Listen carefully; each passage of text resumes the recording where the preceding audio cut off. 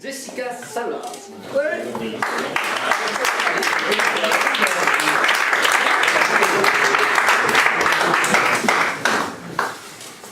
Namasté. Je suis Olga, votre formatrice en parentalité positive.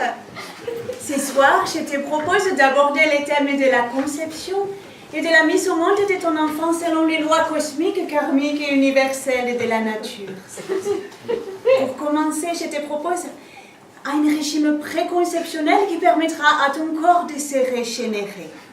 Un régime préconceptionnel qui permettra à ton corps de se purifier afin de devenir un merveilleux temple accueillant pour ton futur bébé. Dès ce soir, tu arrêteras de boire et de l'alcool. Tu arrêteras de fumer. Tu arrêteras de consommer tous les toxiques quotidiens qui sont les cafés, les thés, les sucres, les lactoses, les chocolats, les gluten. Tu arrêteras également d'utiliser tous tes appareils connectés, smartphones, tablettes, c'est extrêmement nocif pour ta santé et celle de ton tout petit, les sons électromagnétiques. Tu remplaceras ton alimentation quotidienne en te concoctant 3 fois par jour de délicieux choux verts à base de fans et de radis et de choux lacto-fermentés. Tu n'as pas l'air convaincu, c'est pourtant exquis. Mais ne t'étonnez pas si ces régimes actifs très fort ton transit intestinal en déclenchant des violentes diarrhées acides brûlantes et mousseuses, pouvant interrompre tes activités quotidiennes à tout moment. Réjouis-toi, car c'est le signe que ton corps fait son travail de nettoyage.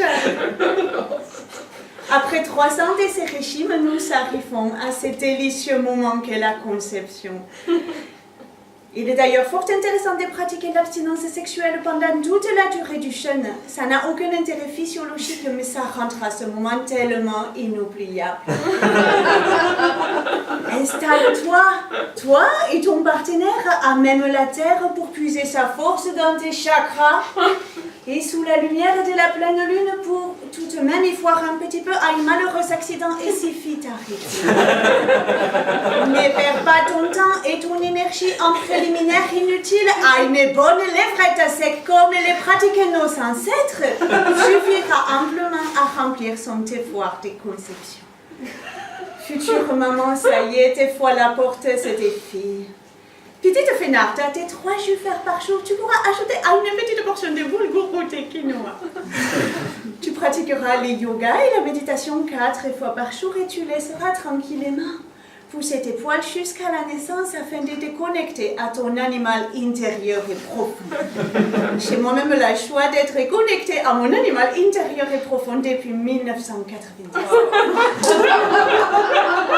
Tu prévoiras une naissance naturelle à ton domicile pour mettre au monde tel que Dieu, l'univers, la nature, les cosmos, appelle ça comme tu veux, l'a prévu pour toi.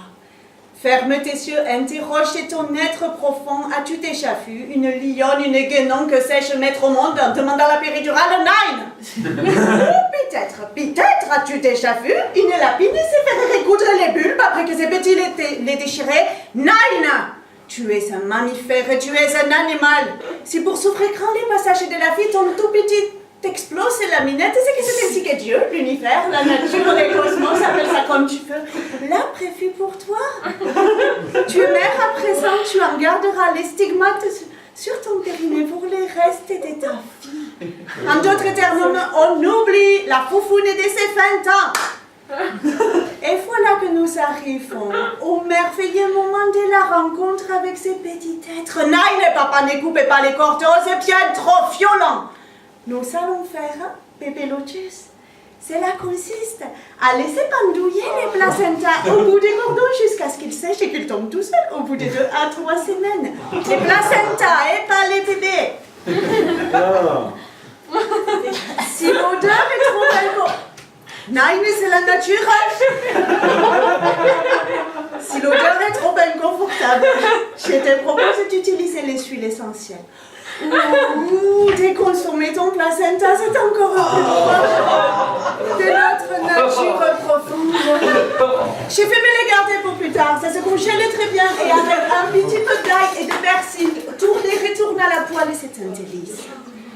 Tu allaiteras ton enfant à volonté et jusqu'au sévrage naturel. En général, il s'arrête tout seul au bout de 10 à 12 ans avec l'arrivée au collège.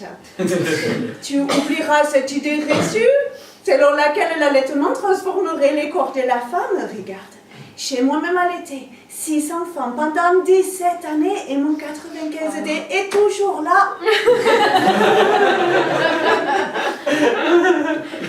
Cette soirée touche malheureusement à sa fin. Je te propose de revenir la semaine prochaine. Nous aborderons les thèmes de l'adolescence en 2 grandes questions fondamentales. Continuer l'éco-dodo est-il compatible avec le début de sa vie sexuelle? Et comment poursuivre l'allaitement en fabriquant des yogourts, des parmesans et de la sauce? À la semaine prochaine. Namaste.